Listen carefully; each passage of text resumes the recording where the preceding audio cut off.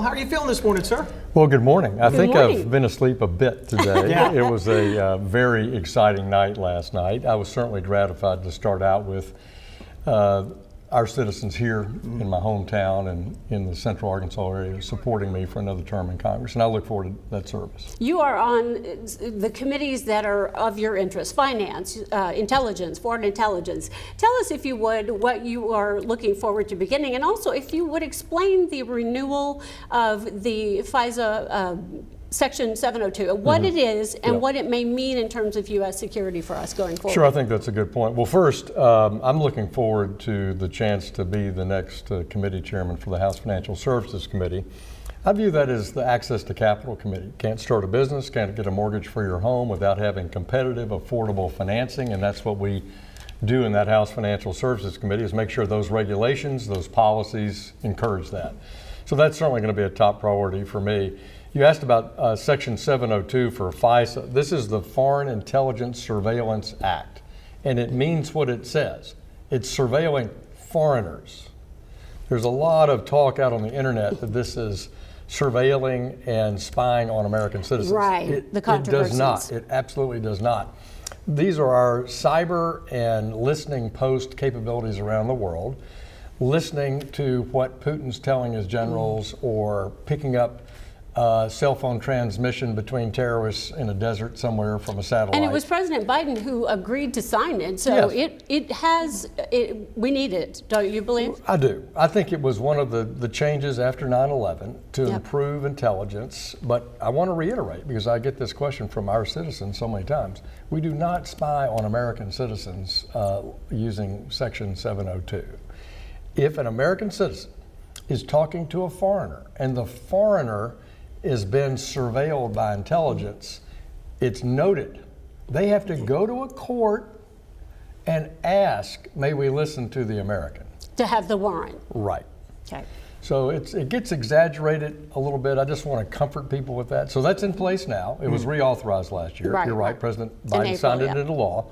But it will come back up for reauthorization again in 2026. And part of the people who don't like Section 702 think that, well, we'll put it in the hands of President Trump, we'll reelect President Trump, and then he can deal with it.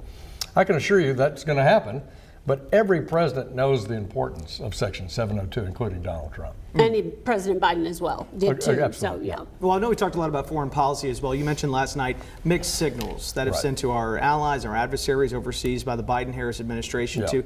Now, President Trump has said in rally speeches he could solve the war in Ukraine in 24 hours. I know that's an exaggeration, obviously. Oh, he never exaggerated. Yeah, well, No, exactly. Yeah, no never, kidding. never. No kidding there. Yeah. But just those mixed signals that you're talking about, and folks that may look at foreign policy and say, Right. can we adjust to this, obviously, war that has developed in Gaza, war that has developed in Ukraine, and policies that you want to implement that Arkansans can understand, okay, this is what you want to do and how we can Ukraine change feels things. forgotten with Israel now. Oh yeah, and it's Hamas and certainly, Tehran and Iran. and just overnight, you may have read where there are now North Korean troops Yes. Yes. fighting Oh, in yes. Kursk, which is a Russian province just over the And you've Ukrainian been to border. South Korea.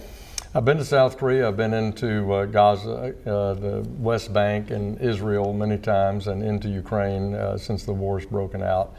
So President Trump will bring I think, a clear direction in foreign policy that we support our allies and we don't support our foes. And he did that in his first term. And I think that was clear. People always are suggesting President Trump might do X or Y in this term. But look at his track record in his first 4 years. They weren't perfect in any way, shape, or form. But, you know, he did work hard to advance America's views internationally in the Korea Peninsula by trying to engage North Korea. No other president had ever even tried He it. claimed that he found North Korean leader Kim Jong-un to be a good, big man, Yeah, whatever well, his words well, were. you know what? I'm not going to characterize that. The guy's a thug and a dictator and an Sure. authoritarian, and he kills and starves his own people. Yes. But Trump's view was, can we stop a nuclear war? Ah. And there was not a single launch while Trump was president, and no threatening behavior, because he did attempt to engage. We don't know what the outcome would have been, and it failed, right? But he did attempt to engage. In Ukraine, I really believe that Europe and the United States have got to find a way to preserve Ukrainian sovereignty, Ukrainian territory, Ukrainian engagement with Europe, and bring the war to an end I don't think that's easy. It's not done overnight. But don't forget, it's Trump that armed the Ukrainians. Obama had given them MREs, meals ready to eat, and blankets when he was president. So let's be realistic about that. And then on Gaza, Middle East, I think Trump there has a more presidential advantage than anywhere. In what way? Because Trump initiated what's called the Abraham Accords when he was president, What is that? which was building bilateral peace treaties between Israel and Muslim countries. Okay. And the next one on the line is Saudi Arabia. And the leadership in Saudi Arabia is lean yes for that. America is lean yes to it. And I'm convinced personally, not because of some intelligence information, but just my observation, that that's why Iran and Iran's proxies, Hezbollah in Lebanon and Syria, Hamas in Gaza, the Houthis down in Yemen, attacked to block Saudi Arabia from creating that alliance with Israel. So I think that gives an advantage to Trump there. And Trump is trusted, frankly, between both the Arab states and Israel as a leader. Netanyahu was one of the first to congratulate him. If not the first to congratulate him too. Now back here at home too, you ran a lot of political ads too about border security. Right. Obviously, from last night, border security, the economy, two of the biggest factors, two of the biggest issues for American voters, Arkansans as well too. Going forward too, how do we make Arkansans feel a little bit safer if they're not feeling in that direction whatsoever? And also we talked about the economy of, I don't know how many people I saw interviewed yesterday, that's the number one issue, the economy, the economy, the economy. This was James Carville in 1992, the economy stupid ad. Election. Again, absolutely. Bill Clinton advisor. Noted former Clinton advisor, now 80 years old, still LSU Tigers left and right, Oh yeah. Married to a staunch Republican. Staunch Republican. But James was right then, and it cost President George H.W. Bush the election. But it's right again. 50% of households are worse off than they were in January 2021, and it is because of the pernicious impact of inflation. So lowering the budget deficit, lowering regulations, creating more long-term energy capabilities for the U.S., all that will reduce inflationary pressure because we still have inflationary pressure. Supply chains coming back to the U.S. raise prices. Supply chains friend-shoring, when you hear that comment, which means that we're going to move production out of communist China to Vietnam or the Philippines, that can be inflationary. So we still are going to have inflationary pressure. I'm still worried about it, but those things I mentioned will help. On the border, it's been a disaster for the past 4 years. I don't get this at all. I don't know why You've been down there I've been to there McAllen, 9 Texas, times. I've been all over the border many times. I don't know why President Biden did this, except to say, well, Trump did it, so I'm going to do the opposite. And so Vice President Harris had a real opportunity to do something different when she got in the race.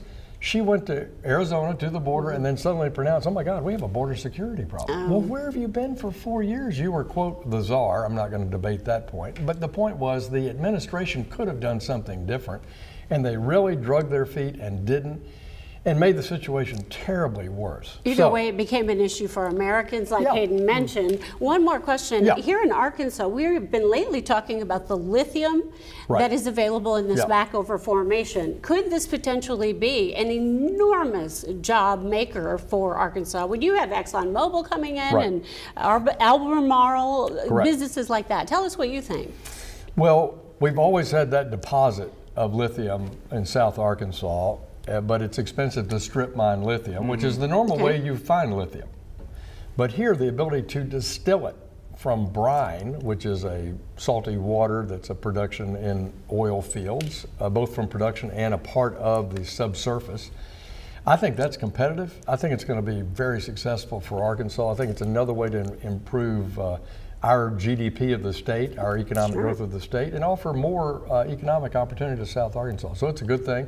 Lithium goes into everything electronic, Batteries. and our world is moving rapidly to that, right? Hayden, final question? Well, I have to say 10 years. Can you believe it's been 10 years? I know it's another election night, and now going forward too, you've been in a Trump administration before. You've seen them.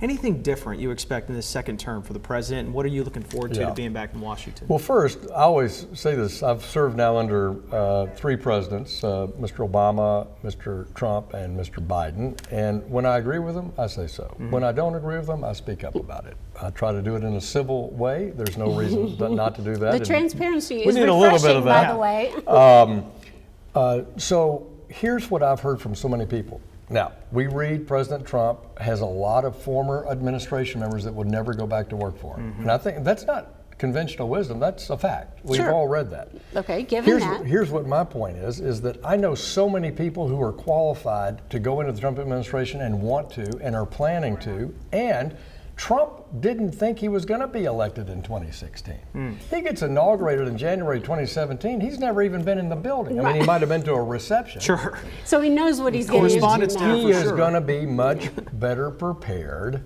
on the process, working with Congress, how to motivate a cabinet. And just a quick example, Homeland Security. It took him 4 years to try to find a path to securing the border. We are, I And we've- apologize, Congressman, we're running, finish your point, please, No, but we are just running out of time. we went through, I think, 3 cabinet secretaries at Homeland Security trying to find that leadership. I think those things will be better in this term, and I think he has some top people to select from. Well, one of the first things he said last night is we need to heal. I sure hope that's the case. Boy, I do too. Yeah. We'll see.